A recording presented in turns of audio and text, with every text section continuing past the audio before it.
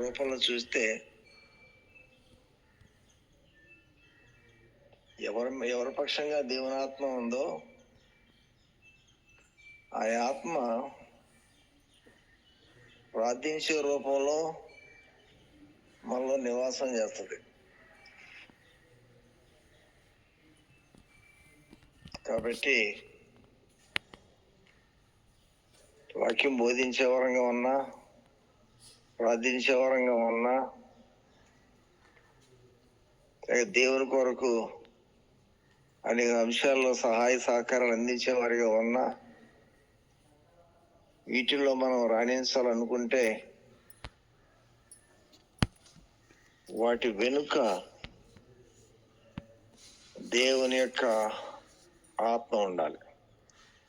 అందుకే అంటుంది వాక్యం, నా ఆత్మ లేనివాడు నావాడు కాదు. ఆత్మ మూలముగా మనం జన్మించినాం కాబట్టి మన భౌతిక దేహంతో ఉన్నాను. దేనిక దృష్టిలో మనం ఆయన ఆత్మ కలిగి ఉన్నాం కాబట్టి మన రూపంలో దేవుని ఆత్మ అది వసిస్తుంది. కాబట్టి అలాంటి వారం ప్రార్థన చేస్తున్నప్పుడు, దేవుని పని చేస్తున్నప్పుడు మనలోనే ఆయన రూపం కనబడుతుంది. ఆయనకి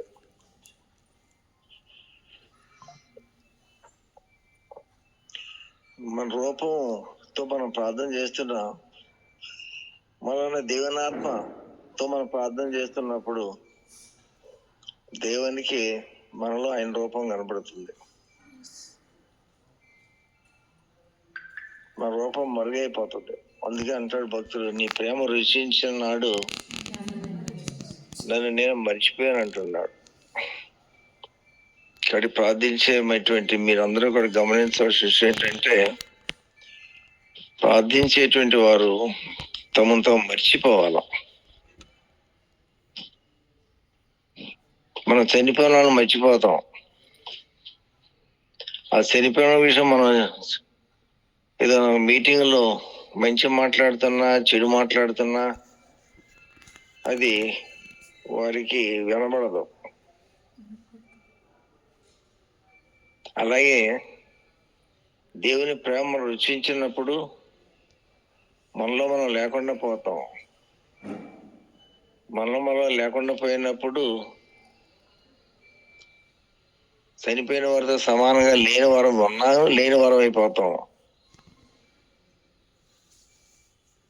అంటే ఉదాహరణకు మరి దావీదుడే, నేను తిడుతున్నారు అని చెప్తుంటే, నన్ను తిడుతున్నారా? అయ్యో శరీర కుమారులారా, నన్ను తిడతాం ఏంటి? నన్ను ఎవరు తిట్టరే? లేదు, తిట్టారు. నన్ను ఎవరు తిట్లే, దేవుడు వారు తిట్టమని సెలవిస్తే తిడతారు వాళ్ళు. ఎలాంటి భావం, ఎలాంటి మెట్రోకి వెళ్ళిపోయాడు దావీదు చూడండి. మరి మనలో ఎంతమంది భక్తి చేస్తూ ప్రార్థన చేస్తున్నాం, మనం సేవ చేస్తున్నాం, మనం విజ్ఞాపన చేస్తున్నాం, మనం దేవుని కార్యాల్లో సహకరిస్తున్నామని సంతోషిస్తున్నాం మనం. మరి ఎంతమంది దావీదులాగా నన్ను ఎవరు తిట్టరే, నన్ను ఒకళ్ళు తిట్టిన వాడు నిజమైతే దేవుడు సెలవిస్తే తిట్టుంటారు వాళ్ళు. దేవుడు సెలవు ఇవ్వకుండా తిట్టరు. ఇప్పుడు ఇంతకీ తిట్టిన వాళ్ళ మూలమా, తిట్టించిన వాళ్ళని బట్టి తిట్టారా? అంటే దేవుడు సెలవిచ్చి మనుషులు తిట్టమంటాడా అని మనం అనుకుంటే దేవుడు తిట్టిస్తాడు ఆ మనుషుల్ని. తిడతమే తప్పు అయితే దేవుడు తిట్టించడం ఏంటి? అంటే దాని అర్థం ఏంటంటే, అక్కడ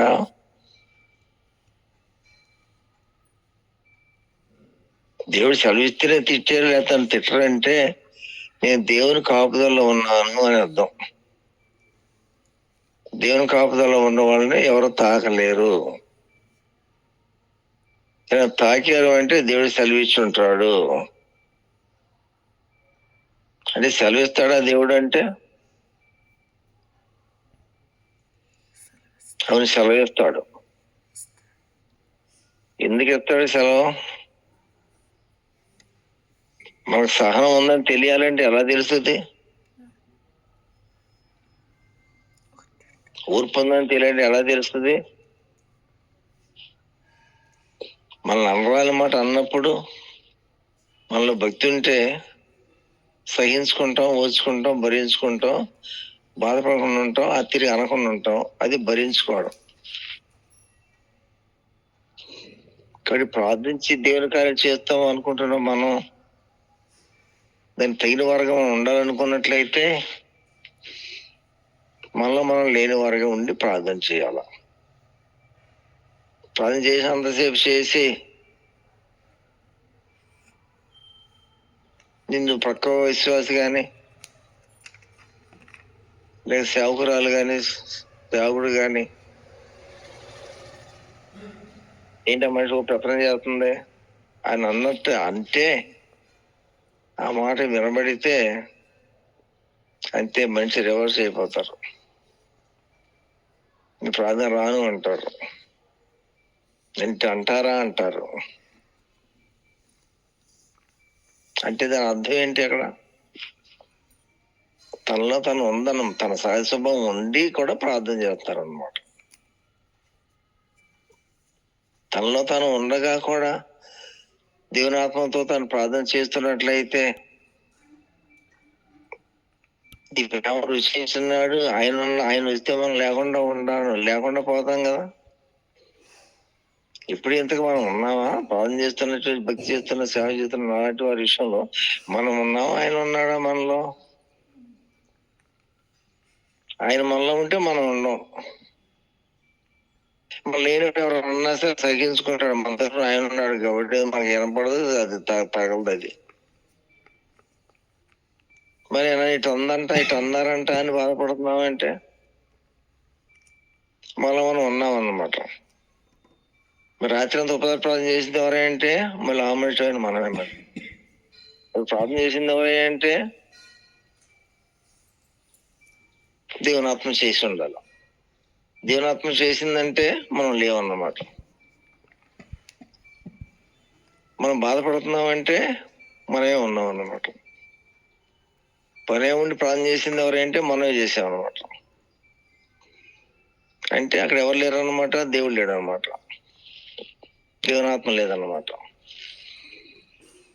కాబట్టి మనం ఇంకా భక్తి చేస్తున్న వారమై ఉండి కూడా అనేక సందర్భాల్లో మనం కనపడతాం, అప్పుడప్పుడు కనపడతాం సందర్భం వచ్చినప్పుడు. కానీ మనలో మనం లేకుండా పోతే సందర్భం వచ్చినా కానీ కనపడం. ఆ బిట్టుకు మనం వెళ్ళగలిగినప్పుడు అప్పుడు ప్రార్థన ఫలించేదిగా ఉంటుంది, ఫలభరితంగా ఉంటుంది. కాబట్టి ఒక గమనిక ఈ ప్రార్థన బట్టి, ఈ వాక్యాన్ని బట్టి ఏంటయ్యా అంటే, ప్రార్థన చేస్తున్న జీవితంలో ప్రార్థన నేను చేస్తున్నానా, దేవునాత్మ నాలో ప్రార్థన చేపిస్తానుందా బైబిల్లో? మూలుగుతూ ప్రార్థన చేస్తున్నానంటే నేను మూలుగుతున్నానా? నా వెనకాల దేవునాత్మ ఒకటి ఉందా? దేవునాత్మ చర్య ద్వారా ప్రార్థిస్తున్నానా? దేవునాత్మ లేకుండా చేస్తున్నానా? దేవునాత్మ లేకుండా ప్రార్థన చేస్తే ఆ ప్రార్థన ఫలించదు. దేవునాత్మ వల్లనే ప్రార్థన చేస్తే వ్యతిరేకమైన పరిస్థితులు వచ్చినప్పుడు నేను బాధపడను. ఇక్కడ ప్రార్థన చేసేటప్పుడు నేను ఉన్నాను, ప్రార్థన పర్వాలని అనుకుంటున్నాం. బాధపడినప్పుడు అప్పుడు ఉన్నది ఎవరంటే నేనే. మరి ప్రార్థన చేస్తున్నప్పుడు ఎవరు? నేను కాదు. నేను కాని వ్యక్తిగా ప్రార్థన చేస్తే నొప్పించుకునే పరిస్థితుల్లో నొప్పించుకోవడం. కలిపి నేను చెప్పే విషయం మీకు గమనం చేయాల్సిన అనుకున్నది ఏంటంటే, మనలో మనం లేకుండా పూర్తిగా రద్దుపరుచుకుని మనం ప్రార్థన చేస్తున్నప్పుడు, దేవుడు మనల్ని అప్పగించుకున్నప్పుడు అదే పోరంటాడు. ఇక్కడ జీవించేది నేను కాదు, నా ఎందుకు క్రీస్తు అన్నాడు. అది ఆ మెట్టు. ఆ మిట్టు అందుకుంటే నేను వాక్యం చెప్పినా, బోధ చేసినా, మీరు ప్రార్థన చేసినా, పరిచయం చేసినా, సహకారం చేసినా, దీనికి ఎంతో సహకరించి పనులు చేస్తున్నప్పటికీ కూడా అక్కడ మనం లేని వారమై ఉండాలి. నీ ప్రేమ రుచించినాడంటే ఒక రకంగా నువ్వు మనసు పొందినప్పుడే, దీని ప్రేమ రుచించినప్పుడే, ఆయన మనకు వచ్చినప్పుడు, ఆయన మన స్థానాన్ని ఆక్రమించినప్పుడు మన స్థానాన్ని పోగొట్టుకున్నాం. మన స్థానం పోగొట్టుకుని ఆయన మన స్థానానికి వస్తాడు. అమ్మగారు వచ్చారు, అయ్యగారు వచ్చారు, అయ్యగారు వచ్చి అమ్మగారు వచ్చారు, అమ్మగారు వచ్చారు, మంచిగా వచ్చారు. కూర్చుని అమ్మ అయ్యగారు వచ్చారు, అయ్యగారు వచ్చారు అంటుంది. అయ్యగారు వచ్చారు అనగానే ఏం చేస్తాం మనం? గొక్కులు వేసి కూర్చోమంటాం. కానీ ఆ మనిషి కూర్చుని అయ్యగారు వచ్చారు కూర్చుండే అంటే ఎక్కడ కూర్చుంటాడు? కూర్చోరండి, అవుతున్న కుర్చీలోంచి లేగాలి, అప్పుడు కూర్చోమన్నాను. నా కుర్చీలో నేను కూర్చొని, నా పక్కన కూర్చోలో మీరు కూర్చున్నాయి అంటే అది మనం చేస్తాం కొంచెం ఆ మర్యాద. ఇప్పుడు ఇదా ప్రార్థన చేసాం ఒక ఇంట్లో వాక్యం చెప్పి, అక్కడ కుర్రోడు అన్నాడు. నేను వాళ్ళ ఇంటికి వెళ్తే కూర్చొని లేచిపోయి నుంచుంటున్నాడు. గంటసేపు ఉన్నా నుంచునే ఉంటున్నాడు. మళ్ళీ ఇంకో ఇంట్లో కూటానికి వెళ్తే రాజు ఇందాక అక్కడ కూడా కూర్చొని అంతా మాట్లాడుతున్నాడు. అటు నేను వెళ్ళేపాటికి గగులు లేచి ఉంచున్నాడు. అందరు కూర్చొని అతను కూర్చుంటలా. ఏంటయ్యా అంటే తన మనసులో నాకు చోటు ఇచ్చాడు కాబట్టి తన చోటు అయినా సరే కూర్చున్నా తన మనసు అప్పట్లా.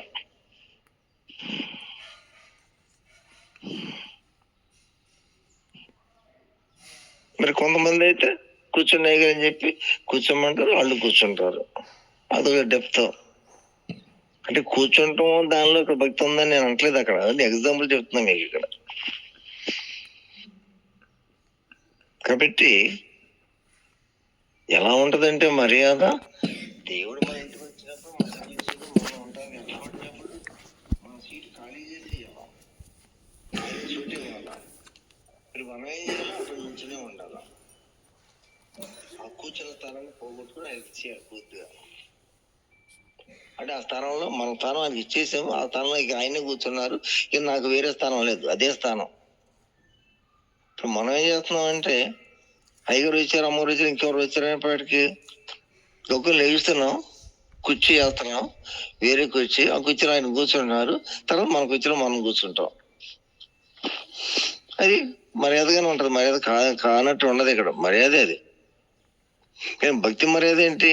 పౌలు గారు ఉన్నాడు, యేసుప్రభు ఇచ్చాడు. యేసుప్రభు ఇచ్చాడు అనగానే ఏం చేశాడు? ఆయన కూర్చొని కూర్చి ఆయన ప్రభువుకి ఇచ్చాడు.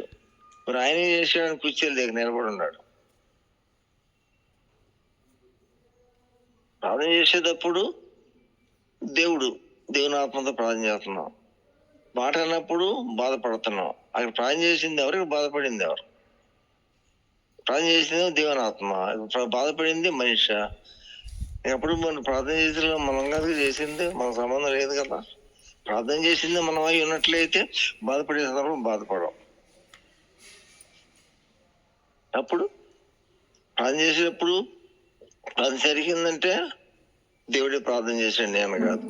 ఇప్పుడు మాటను బాధపడలేదంటే అక్కడ లేడు. ఇక్కడ ప్రార్థన చేసేటప్పుడు లేడు, బాధపడే సందర్భంలో కూడా బాధపడలేదు. అంటే పూర్తిగా మనుషులు లేడనమాట.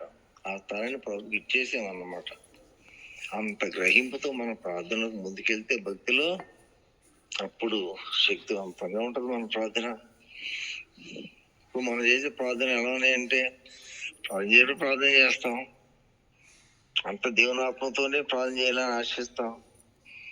మళ్ళీ అది అయిపోయి ఇటు రాగానే మరి మామూలు మనుషులు అయిపోతాం. ఆయన సంగతి చేసినంతే మర్చిపోతాం. కోపం వేసిపోద్ది. మాట అంటే మాట వచ్చేస్తుంది, బాధపడే మాట అంటే బాధ వచ్చేస్తుంది. అంటే రోజు జీతం అంతలోనే మనమే కనపడుతున్నాం. ప్రార్థన చేసే టైంలో మాత్రం ప్రార్థన చేస్తున్నాం. మిగిలిన టైం అంతట్లో మనమే కనపడుతున్నాం. ప్రార్థన చేసే టైంలో కూడా మనమే ప్రార్థన చేస్తున్నాం. అది కాదు కదా. ప్రార్థన చేసేటప్పుడు మనం ఉండకూడదు, దేవునే ప్రార్థన చేయాలా. మిగిలిన టైంలో కూడా మనం ఉండకూడదు, ఆయనే ఉండాలి.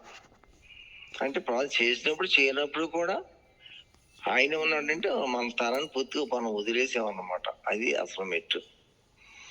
కానీ చిన్న ఉదాహరణ వాక్యాన్ని మీరు విన్నారు కాబట్టి గమనించి ఒకసారి మీరు వ్యక్తిగతంగా ఆలోచించుకొని ఉన్నన్నారు మరొకసారి ప్రశ్న వేసుకుని ఇప్పుడు ప్రశ్నతో ఒకరికి మీరు జవాబులు చెప్పుకోండి. మరి ఏంటి మనం ఎట్లున్నాం? ప్రార్థన మంచి భావంగా చేస్తున్నాం, పట్టుదల చేస్తున్నాం, భారంగా చేస్తాం, మంచిదే. అంటే మనం ప్రార్థన చేస్తాం, దేవుని ఆత్మ మనలోకి వచ్చి ప్రార్థన చేస్తుందా? మనం ప్రార్థన చేస్తే అది ప్రార్థనలోకి లెక్కలోకి రాదు. మనం ప్రార్థన చేయకూడదు. దేవుడు మనలోకి వచ్చి ఆయన ప్రార్థన చేయాలా, భక్తి చేయాలి. మనకు అది చేసి ఆయనే భక్తి చేయాలా. రక్షణ పొందిన తర్వాత అక్కడ వాస్తవం జరిగేది ఏంటంటే మన స్థానాన్ని పూర్తిగా కోల్పోతాం, ఆ స్థానాన్ని దేవునికి ఇచ్చేస్తాం. మంచిగా కనపడేది మనం కానీ మనలో ఉన్నది మనం కాదు. అది అది సరైనటువంటి లోతైన ఆత్మీయ మెట్టది. కానీ ఈ దినాల్లో అలా కనపడడం లేదు. కాబట్టి అలా కాకుండా ప్రభు చెప్పిన స్థాయిలో మనం భక్తి చేయాలంటే మనం ఉండాలి, మన శరీరం ఉండాలి, మన ప్రాణం ఉండాలి, మన కళ్ళు ఉండాలి, మన చెవులు ఉండాలి, మన మనసు ఉండాలి, మన పెదవులు ఉండాలి, అన్నీ ఉండాలి. ఇవన్నీ దేవునికి అప్పగించేయాలా. ఇవన్నిట్లో కూడా దేవుడు ఉండి అన్ని ఆయనే చేస్తుంటాడు. నెగిటివ్ వచ్చినప్పుడు మనం కనపడం. వైటివ్లో అన్నిట్లో దేవుడు ఉంటాడు. నెగిటివ్ వచ్చినప్పుడు మనం కనబడుతున్నాం అంటే అక్కడ అర్థం ఏంటంటే అది వేరు. అక్కడ లేదు. నెగిటివ్లో మనం ఉన్నామంటే పాజిటివ్ కూడా మనం ఉన్నాం అనమాట. దేవుడు లేడు అనమాట. అదే మన స్థానాన్ని దేవుడికి ఇచ్చేసినట్లయితే ప్రార్థన చేసేది పూర్తిగా ఆయనే, మాట అన్నప్పుడు భరించుకుంటున్నాం కాబట్టి అక్కడ ఆయనే. అంటే అక్కడ ఎవరు లేరన్నమాట, మనలో మనం లేవన్నమాట. ఆ మిట్టుకు మనం వెళ్ళటానికి ప్రయత్నం చేస్తూ దాన్ని అవగాహన చేసుకుంటూ దీన్ని మీ మనసులో పెట్టుకుని ఈ రోజు నుంచి కొంత ఆ సాధనలోకి ఆ అవగాహనలోకి మీరు వెళ్ళగలిగితే, రెండోది ఏంటంటే ఇప్పుడు సోదరులుగా ప్రార్థన చేశారు. ప్రార్థన అయిపోయిన తర్వాత సందర్భం వచ్చినప్పుడు ఒక బాధపడుతుంది అనుకో, ఏమో ఏంటి ప్రార్థన చేసేంత బాధపడుతున్నావు ఏంటి అంటే ఇప్పుడు ప్రార్థన ముగించలేదో మళ్ళీ సందర్భం వెంటనే బాధపడుతున్నావు ఏంటి అంటే నువ్వు ఇక్కడే ఉన్నావు, ఇప్పుడు వచ్చావా, ఇక్కడే ఉన్నావా? ఇక్కడే ఉన్నాను, నీలోనే ఉన్నాను. ఇప్పుడు బాధపడింది నేనైతే ఇప్పుడు ప్రార్థన చేసిన వాళ్ళు ఎవరై ఉంటారు? అదే నేనై ఉంటాను.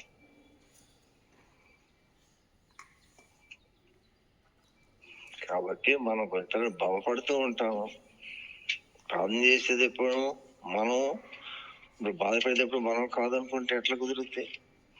రెండు స్థానాలు కూడా దేవునికి మనం ఇచ్చేస్తే, రెండు స్థానాల్లో దేవుడు ఇచ్చేసి మనం పక్క తప్పుకుంటే అక్కడ దేవుడు ప్రార్థన చేసేది ఆ స్థానంలో ఆయన ఉంటాడు, మాట అన్నప్పుడు భరించుకుంటానికి ఆయన ఉంటాడు. అప్పుడు మనం చెప్పగలం ఇక్కడ జీవితం నేను కాదు, నేను క్రీస్తు. ప్రార్థన చేసేటప్పుడు క్రీస్తే, మాట అన్నప్పుడు కూడా భరించుకునేది కూడా క్రీస్తే. అది వాక్యం చెప్పేది. ఆ భావాన్ని మీరు కొంచెం వివేకంగా దాన్ని గ్రహించుకుని దీన్ని మీరు సంభాషణకు తెచ్చుకుని ఇప్పుడే మీరు దాన్ని సంభాషణకు తెచ్చుకుని దాన్ని డిస్కస్ చేసుకోండి. నేను చెప్పిన దాన్ని మీ మాటలు, సొంత మాటలు మరి దాన్ని ఒకసారి ఎక్స్ప్రెస్ చేయండి. అప్పుడు మీకు అర్థమవుతుంది. అప్పుడు ఏమవుతుందంటే జాగ్రత్తగా ఉంటాం. దేవుని ఆత్మ చోటు ఇచ్చాం కాబట్టి మళ్ళీ అపది చోటు ఇవ్వకూడదు. దేవుని ఆత్మ చోటు ఇచ్చాను కాబట్టి అపది చోటు ఇవ్వకూడదు. ప్రార్థించాలన్న పెదవులు ఉపయోగించాను కాబట్టి బాధపడదన్న పెదవులు ఉపయోగించకూడదు. బాధపడే మాటలు అంటే ఉపయోగించకూడదు. పూర్తిగా దేవునికి తానే ఇవ్వాలి. ఒక సమయంలో నేను, ఒక సమయంలో దేవుడు అలా ఉండటానికి దేవుడు ఇష్టపడ్డాడు. ఆయన పూర్తిగా ఉండటానికి ఇష్టపడతాడు.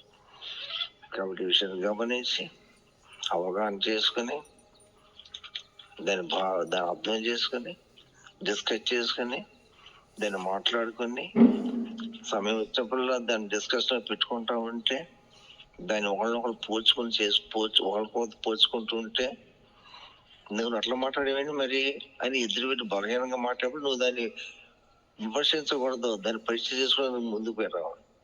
నీ ఒకసారి బలహీనప్పుడు నిన్ను ఇప్పుడు ఏదో విమర్శించడం జరుగుతుంది, ఆ కోణంలో కాదు. విమర్శ కోణంలో కాదు, పరీక్షించుకోవటంలో అదే విధానం. కాబట్టి ఈ విషయం గమనించి ఈ డెప్త్లోకి మనం వెళ్ళి నేననేది ఎక్కడ ప్రత్యక్షం కాకుండా వాక్యం చెప్పేటప్పుడు, వాక్యం వినేటప్పుడు, పని చేసేటప్పుడు అంతా దేవుడే అన్నట్టు కనపరిచి మీరు సందర్భాలకు వచ్చేపాటికి మనం మనం మళ్ళీ స్టేజ్ ఎక్కినట్టుగా, అది మన పాత్ర అయినట్టు, మన పోషణ అయినట్లుగా అలా ప్రవర్తిస్తున్న రీతిని ఒకసారి అవగాహన చేసుకుంటే, అవును డబుల్ గేమ్లో ఉందా, నేను దేవతలకు కనపడుతున్నాను, ప్రార్థన పరులకు కనపడుతున్నాను, మరి సందర్భం వచ్చేప్పుడు దెయ్యంలాగా మాట్లాడుతున్నాను, రెండు పోషణలు నేనే కనబడుతున్నాను. కాబట్టి నా భక్తి సంపూర్ణమైంది కాదని గ్రహించుకుని దాన్ని ఎక్సర్సైజ్ చేసి ఆ మెట్టుకు మీరు రాగలిగితే అక్కడ ప్రార్థించేటప్పుడు దేవుని ఆత్మ ఉంటుంది, మాట అన్నప్పుడు పడే విషయం దేవుని ఆత్మ అక్కడ ఉంటుంది, పడవద్ది, సహించుకుంటుంది, ఓర్చుకుంటుంది, ప్రార్థనలో ప్రార్థన చేస్తుంది. ఇక్కడ అక్కడ కూడా మనం కనపడకూడదు. టోటల్ లైఫ్ అంతట్లో అనుకూల ప్రతికూల పరిస్థితుల్లో కూడా మనం కనపడడం అంటే అంత దేవుడి మనలో. అలా కాకపోతే వాక్యం ఎప్పుడు ప్రార్థన చేసేటప్పుడు మనం కనపడదు, దేవుడు కనపడతాడు, మిగిలినప్పుడే మనం కనపడతాం. అదేంటి?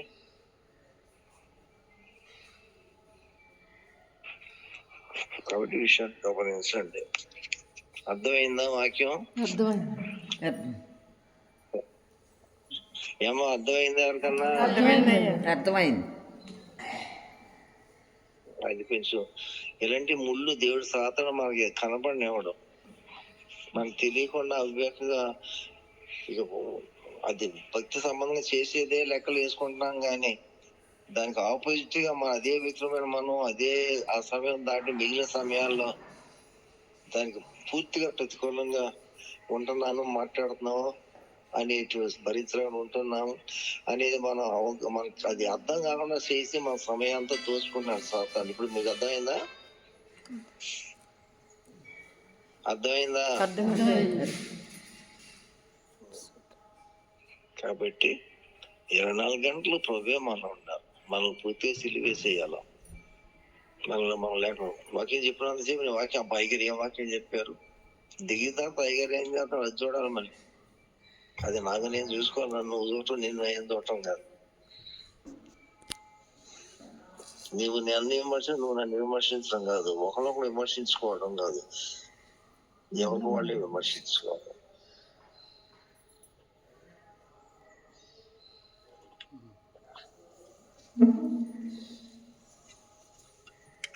అయిపోయిందా? అయిపోయింది.